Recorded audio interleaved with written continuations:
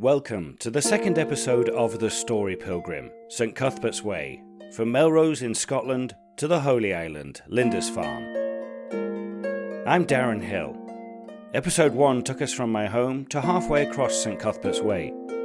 In distance, but in time I am only 1.5 days into a 5-day walk. Still plenty of landscape to traverse, people to meet, history to be recalled, and stories to tell. Episode 1 ended at the highest point on St Cuthbert's Way, Wideopen Hill, pushing on to Yetholm.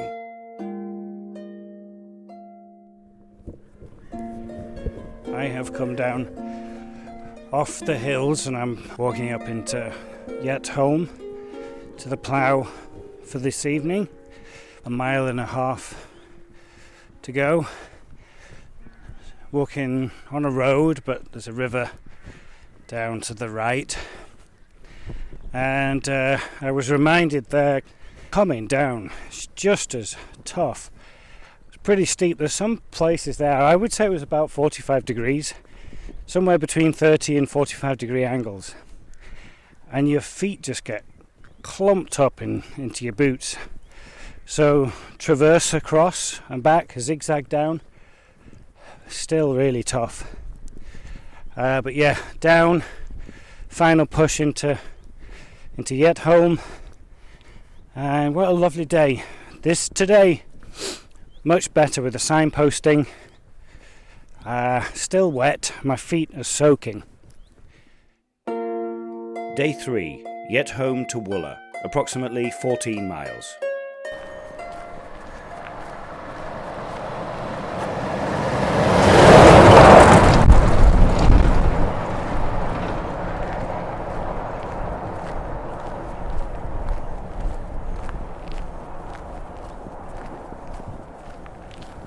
And then last night I had dinner with a couple, and they're retired and they're away for their Christmas present. Only able to do it now because of lockdown.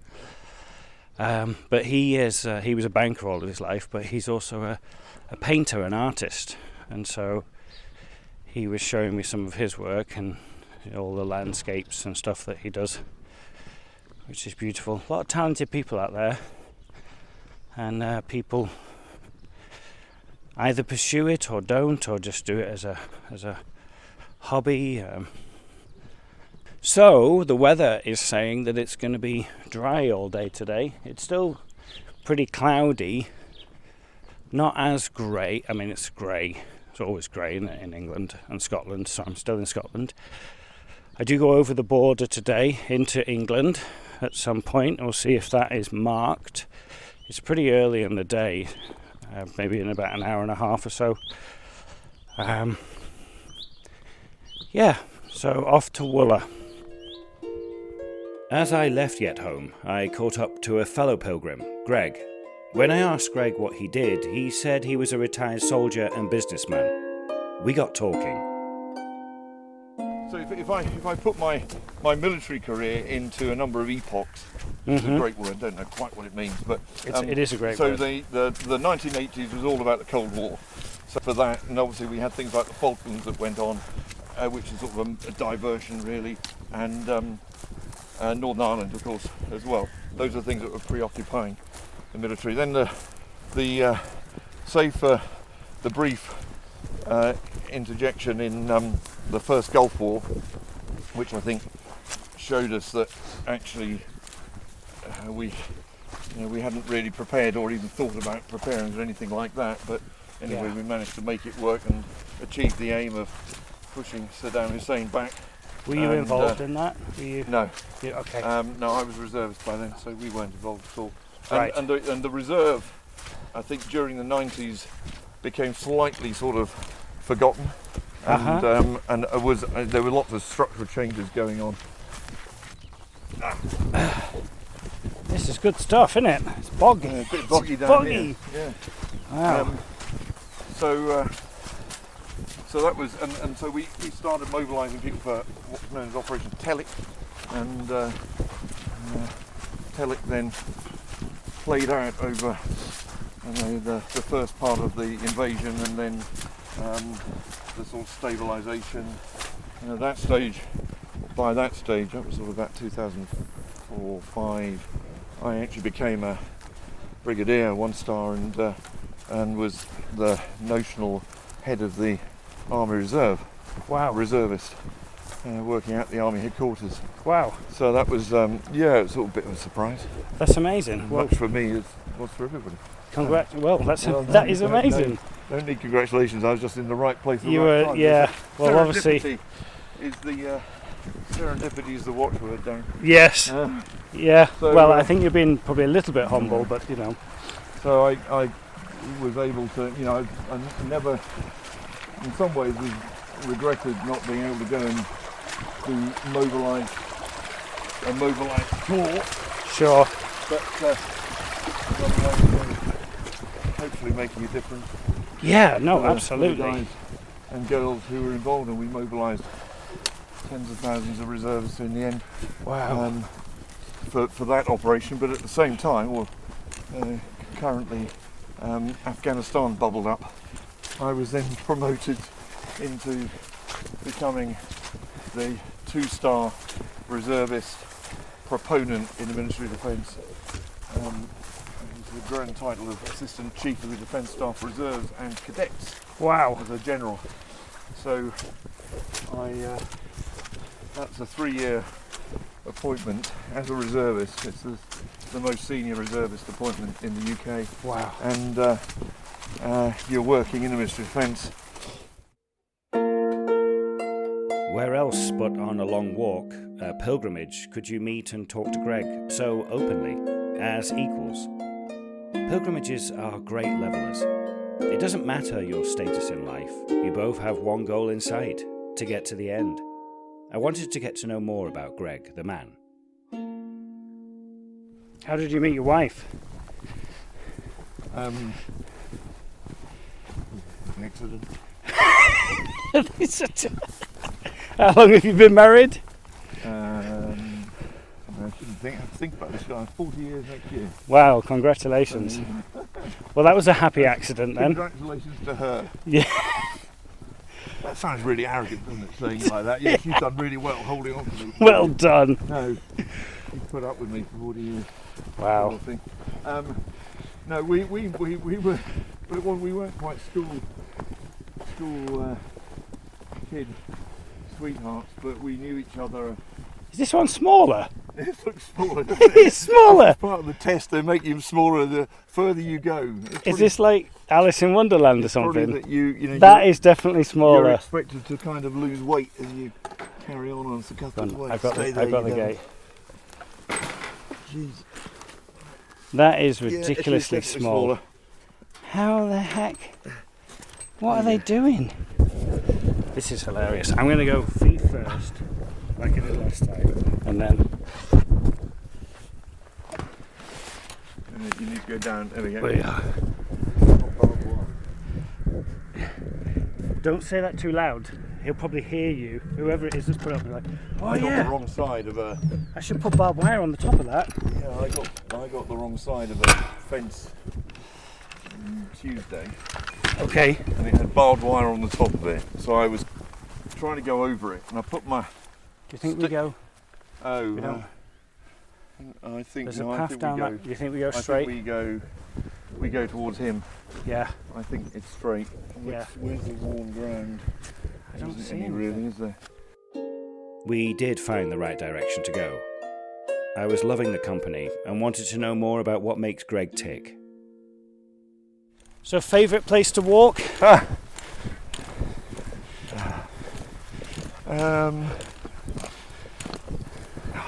That's such a hard question to answer. I don't know whether I have a single most favourite place. I mean, I do love being in the hills, Yes. even though I'm a man from the flatlands. Yep. But equally, I find parts of the world around about us absolutely beautiful. Even though I've walked them hundreds of times before. We live just on the edge of Broadland in Norfolk, and it's beautiful countryside. Yes. But very different to this, obviously. And we've got places like the North Norfolk coast, which is barren, salt marshy. But just beautiful in its own right. yeah. What about you? That's a really good. Again, like you said, it's a tough one. I absolutely adored the Camino. Yeah. Did you walk? No, you wouldn't have done if you'd done a Camino. We walked to the Picos. That was our aiming point. And we then went back to the Picos and then did the rest of it about 2 years, 18 months later. Yeah. And the Picos are fantastic. They really are glorious. A little later, we came across two people heading in a different direction. They came down from another path, not on St. Cuthbert's Way. We said hello. I think we go straight on. Do we? Morning, how are you? Hello. Very well indeed. Great. That's a great walking stick. Oh, it's 30 odd years old. I bet. Yeah. The man who made it was in his 80s. Wow. He made several actually, but he was a stick maker. Yeah. And Just so, the job. Yeah. Where are you heading today? We're just going to Els now and then round. Ah, you're doing a circular. Well, we're doing the 99 Cheviates. Oh yeah. Just Good. to So how many more have you got to do? Well, I think we're about 34. So, Okay. but we only started in November. Oh, well done. That's amazing. And then, of course, we had to stop because of lockdown. Yeah. Yourselves? St. Cuthbert's Way. Yeah. But this is very quiet. It's lovely. Yeah. Yeah. It really is. Yeah. No, St. Cuthbert's not too. I don't even know. Is it St. Cuthbert's Way because he came from Melrose to Lindisfarne? Yeah. They say so. Yeah. Yeah. He'd say he was around here, visiting people and spreading the word, I guess. So they've kind of made the story around that.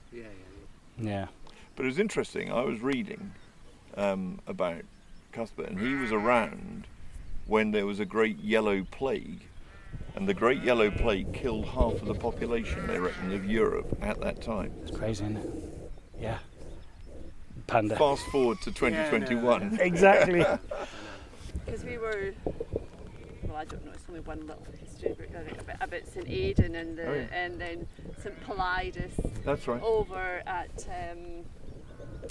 baptising like 3,000 people on Yevering Bell.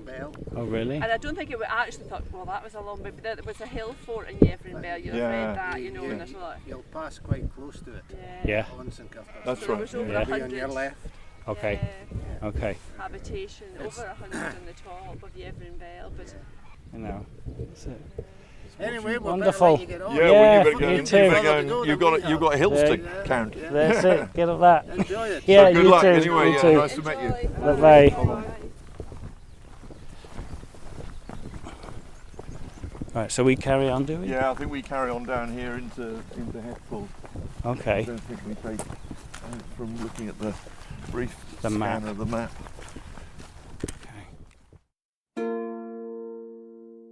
Greg and I were making great time, the conversation taking our mind off the task in hand, walking.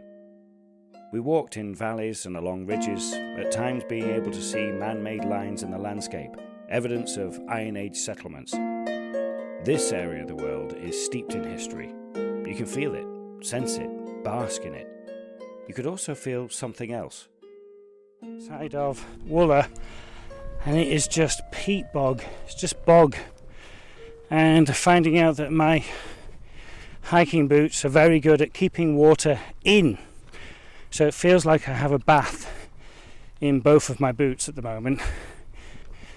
We can see the Cheviates to our right and a lot of heather up here. So apparently this is quite a popular grouse hunting, shooting area. But yeah, very boggy.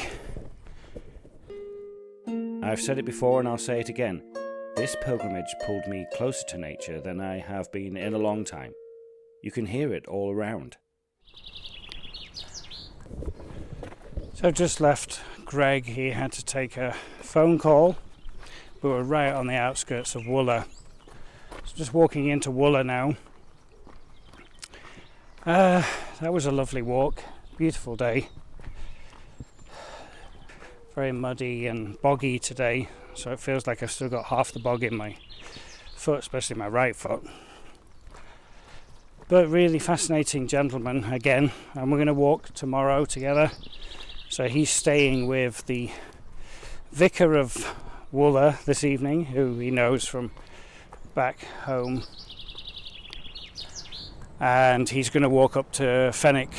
So I think I can walk to Fenwick tomorrow and then maybe take a taxi or a car across to Lowick, which is where I'm staying tomorrow night. Day 4. Wooler to Lower Fenwick, approximately 14 miles. I met up with Greg at St Mary's and we set off together.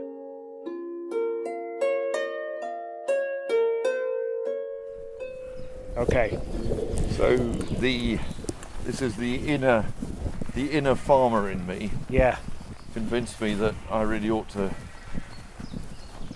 have some sheep at one stage, and so I first started off by buying in lambs and fattening them, and then I was convinced to get into breeding sheep, and I eventually fell upon a breed called Borarays, which are a rare breed, and I think there are now about 500 breeding ewes in the UK. That's it. So not many still, Wow. but they have come back. There were fewer than that a few years ago, and so we have these. They're funny little Scottish sheep. They're apparently descended from something that was called the Scottish tan face. But there are a few people like us who are trying to Keep them going. keep them going. But so when you got them, did you have to have any training, or did the person that you were getting them from, do they have to authenticate that you're going to be able to We've look gone after wrong. them? Have we gone wrong? Yeah, Oh, yeah, we should have gone left at the top of the wood there, and over the.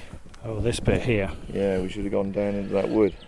But instead, we're now at the end of that little bit of wood there. Right. So we either have to backtrack, which is probably the best thing to do, because I generally, I think We were looking at the sheep, weren't we? So there's that. We want to go over that way, don't we? There's that wall there. Get above quarries. Where does that wall goes? Hang on, wait a minute. We're not. Yeah, we are. We're way off. Yeah, I think probably the easiest thing to do is to go back up to where we were and then pick the track up again. Go Yeah, we came through that gate. Yeah. Because we were looking at the sheep. We were looking at the sheep. Hey, oh well, There you go. that's not bad.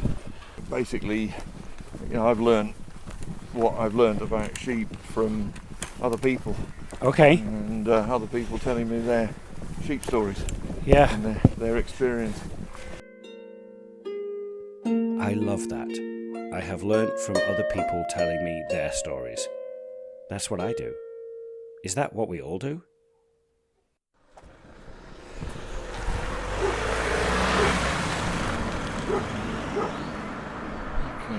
Wheatwood Hall, is that Wheatwood?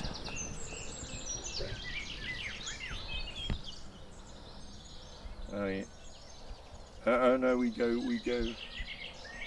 According to according to this, we go up here and then round to the right. Yeah. And then We're going to do a carry on sharp. to Chimney Hill and Horton.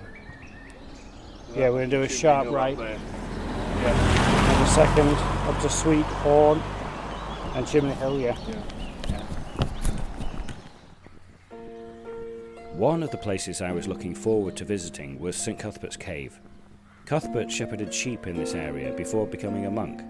In his later years, he lived in the cave as a hermit, and in death, his body was brought to the cave by the monks from Lindisfarne Priory, escaping the invading Danes. It held a special place in his heart, and I quickly could see and feel why.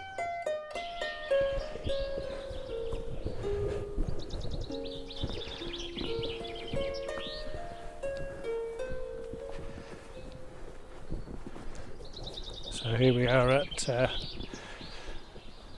St Cuthbert's Cave, and it's much bigger than what I was expecting.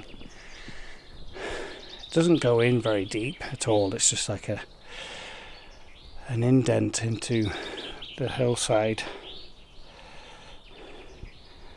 But it's really quite impressive.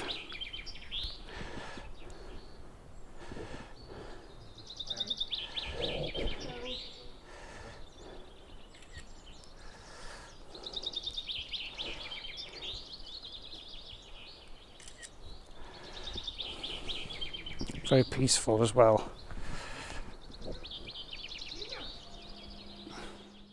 All of a sudden we heard the familiar sound of a cuckoo.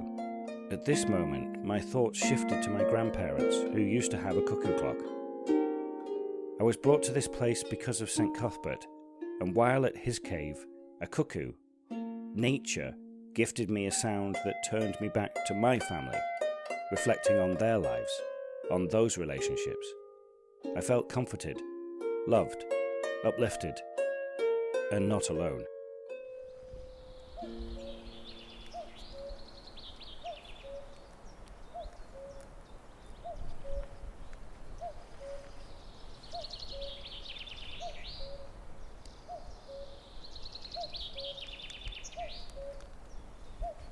Just keeps going. Does, doesn't it? Yeah. Is it? What time it is? Is it? Clearly using the 24-hour clock, isn't it?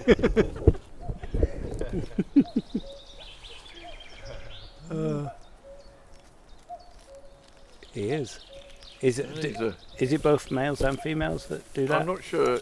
All I know is cuckoos are pretty nasty, aren't they, to other birds? They are, aren't they? They stick their eggs in. They just leave them. Yeah, they do, don't they? Other people do all the hard work. Do they?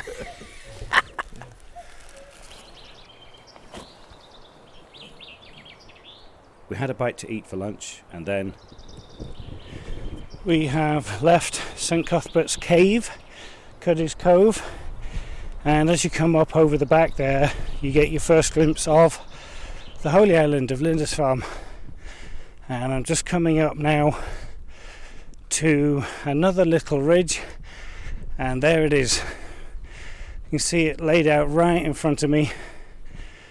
There's the sea and the causeway and the castle. There she blows. Yeah. No, the village is all tucked in just over there. You see those white houses, and that's where the abbey is as well, just on the right-hand side of the village from there. And then, in fact, I think you can make out the abbey. It's sort of long. There's a long greyer building on the right-hand side. Yep. There. Yeah, I think I see it. And yeah. And So where's the causeway? The causeway is up over here. Okay. And you can see any vehicles. If you picked out a vehicle, you'd see it, but it's all basically across there.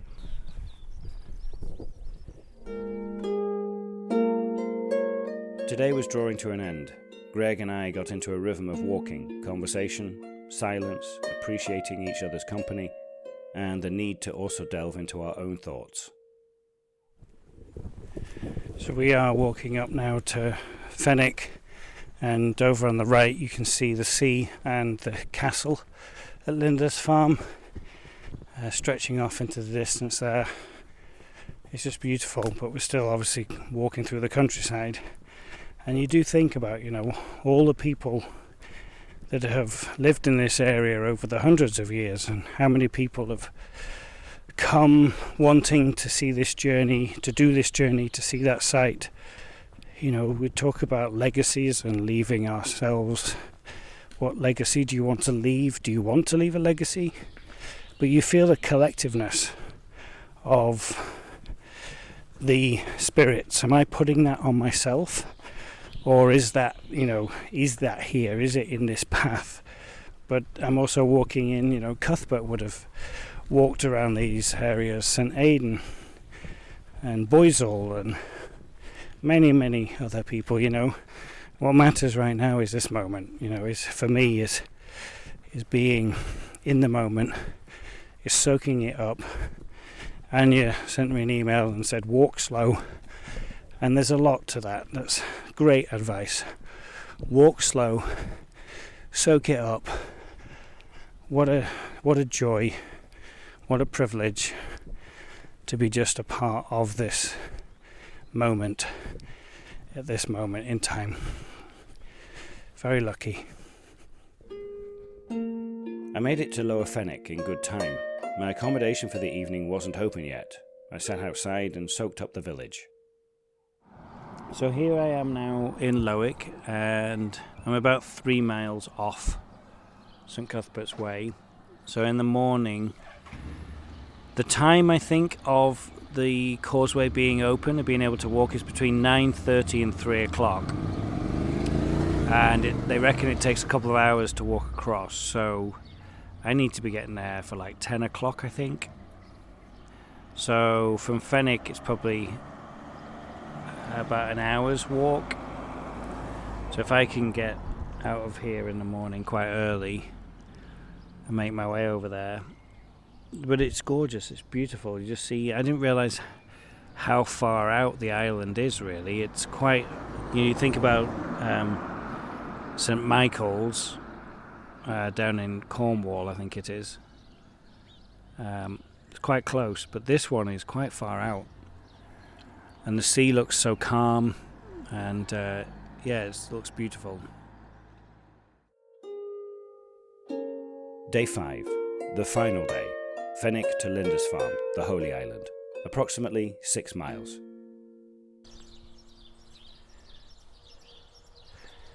It is 8:51 on May the 29th, Saturday.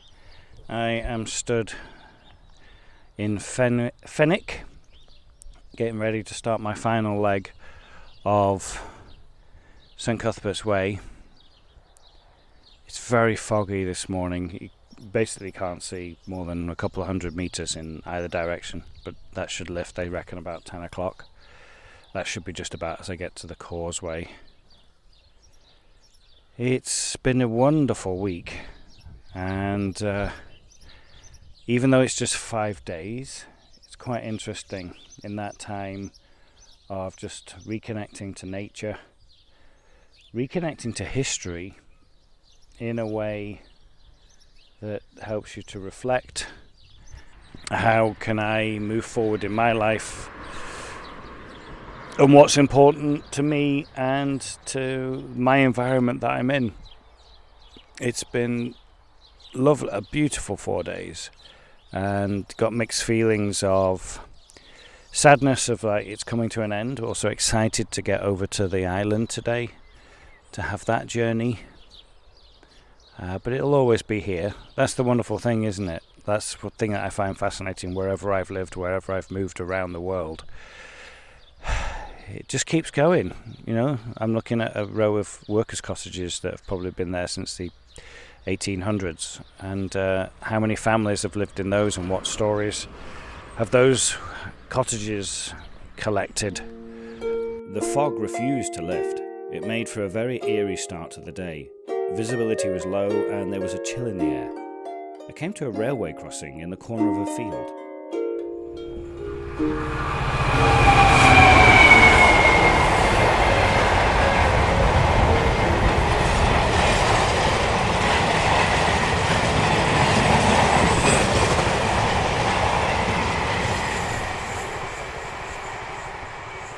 So you can hear that. I am at a railroad crossing. It says you are at Darren Hill. You must always phone the signalman before crossing to ensure it is clear to cross. I made a call on the phone provided. Hi, I'm walking to Cuthbert's Way. I'm at Darren Hill. Yeah, I will do. Thanks. Okay, so he says we're not to cross at the moment because there's trains coming. He said, can you phone me back? So we just have to wait.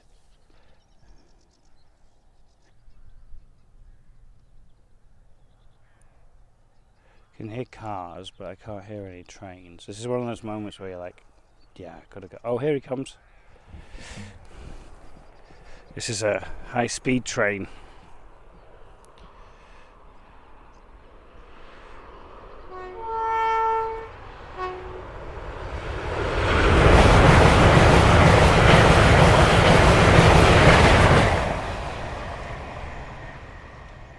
Yeah, that's moving. Let's give him another call. He said trains, so I mean maybe that's just his vocabulary. See what he says.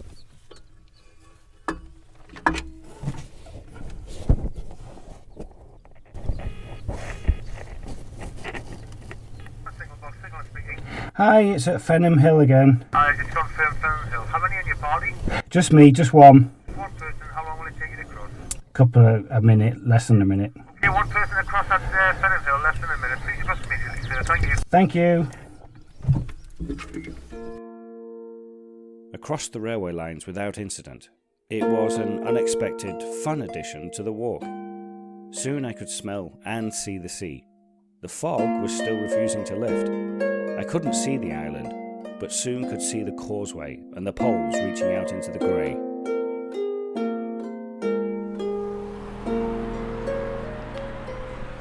Here we are. I have just hit the road which takes you over the causeway, and I'm at the very first pole.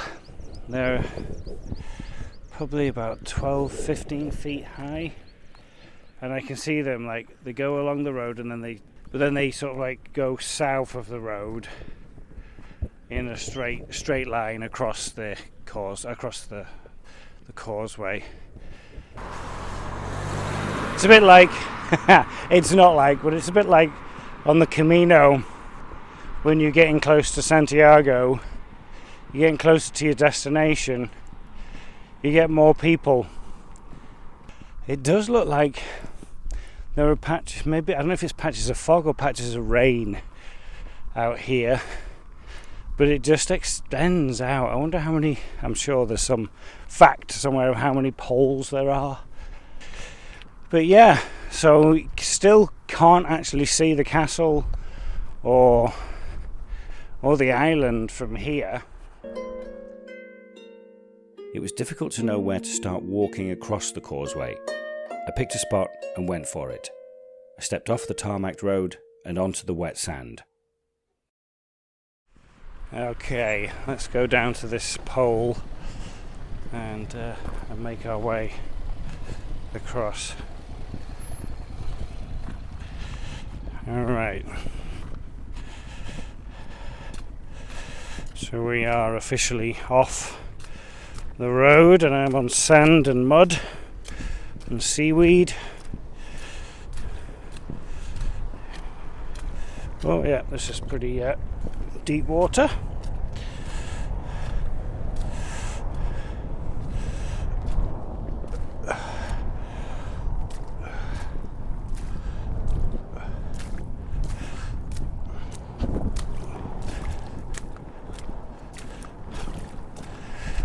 Go.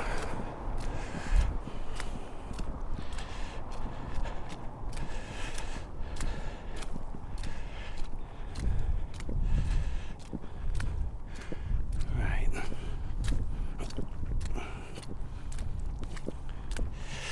Lots of little shells, little scallop shells and stuff. There's a sign of the Pilgrim.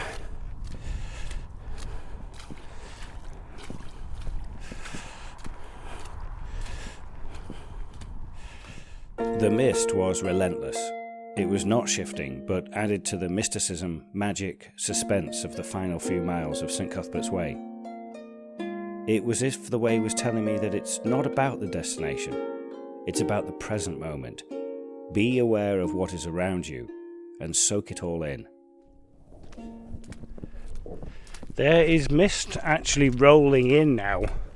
So when literally a few minutes ago, I could see ahead of me possibly, 20 poles. I can now see 4. So the view is really blocked, and I'm coming up to the first tower. You wouldn't want to get stuck up on that. Well, I guess you would want to get stuck up on that, because if you weren't up on it and the sea came in, you would get very wet. So I'm sure if you had to use it, you would be grateful that it was there. All is well. It's quite spiritual, mythical, magical, ominous. All those wonderful adjectives get conjured up as you're walking across what was a few hours ago completely covered in sea. And you can see the mark on the poles. The water line probably goes up about 4 feet, maybe 3.5, 4 feet. That's how high the tide's going to come in. So you have until I think they said 3:30 today to get across, so I have plenty of time walking over here. It's not like it's going to rush in and sweep me away. But yeah, you think only a couple of hours ago this was completely just covered in sea, in the North Sea. And I look off to my right and it's just grey. Just can see the beach or the causeway. Look off to my left and there's the sand dunes,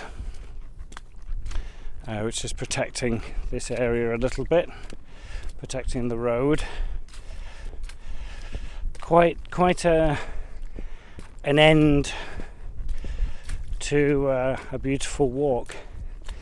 And it's not over yet. Still got to get there. Finally, the end came into sight, and with that came time for more reflection. Yeah, so I think I'm pretty much nearly there, and again it's just beautiful. It's just very, with the mist and the water. It's this one for me has been, again, the people that I've met, but also the nature. It's a beautiful world we live in, a beautiful planet we have. It's amazing, but it's right on our doorsteps.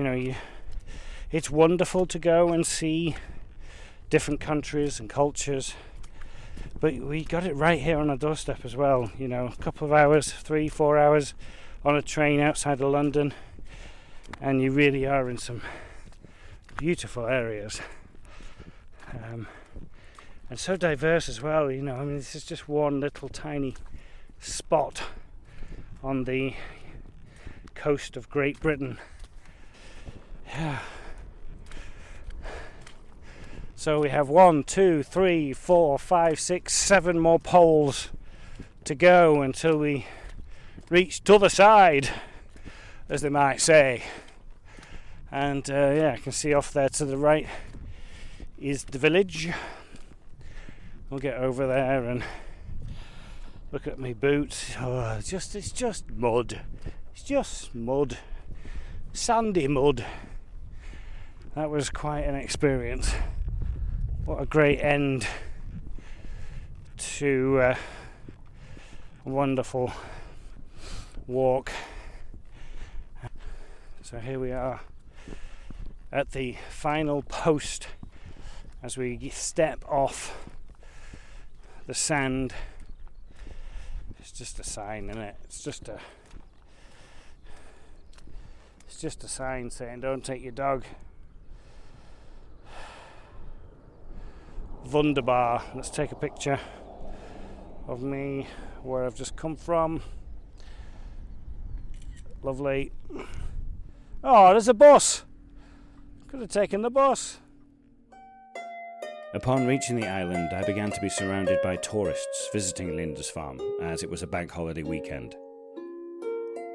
I made it. The end of St. Cuthbert's Way. 62 miles, 5 days, Melrose to Lindisfarne.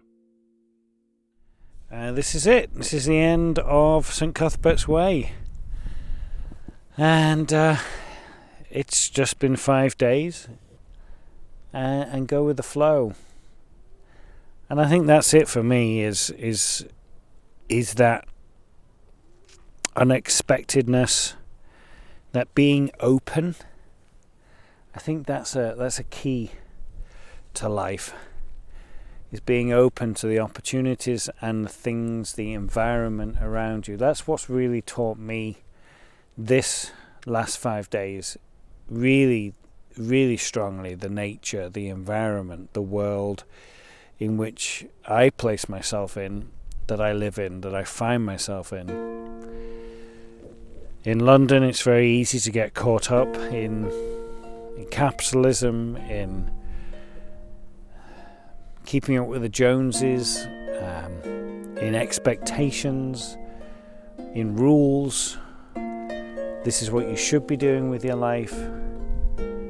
In other people's expectations. It's so easy to get caught up and to think that you should be doing a certain thing because somebody told you that's the right thing for you to do, or an institution told you, or the government tells you, or your church tells you, or your friends or society, And I think the most important decisions you make are the ones that you figure out yourself. I don't know if important is the right word, but the most poignant ones. That's what life's about, isn't it? Growing and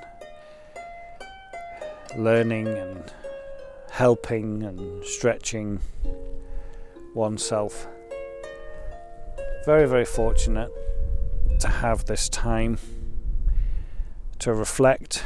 And how does this move forward now? How do I take these experiences, take what I've been feeling, and put that into my work as a performer, as an artist, as an actor? Again, I'm rambling, but it's just all born from these experiences, and just really, I say it again, this week of being closer to nature has really hit it home. And maybe it's again at a stage in my life, at my age, where you do start to slow down a little bit and do start to look or want more from life. There's so much. But this has been wonderful. We'll see if we have any stories coming this evening. If we have a storytelling evening, I'm just going to sit myself in the bar and have my sign there and see if anybody wants to talk. So it's been wonderful.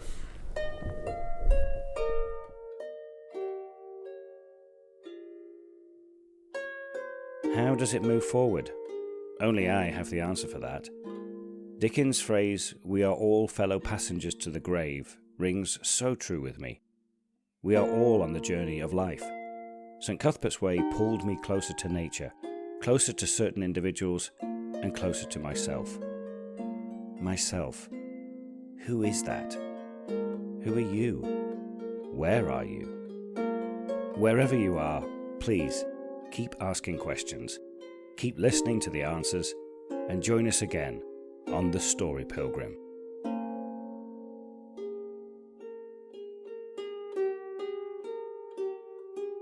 The Story Pilgrim was written and produced by Darren Hill. Original music composed and performed by Anya Backer. For more information about The Story Pilgrim, Darren and Anya, go to thestorypilgrim.com or follow us on Instagram and Twitter @The Story Pilgrim.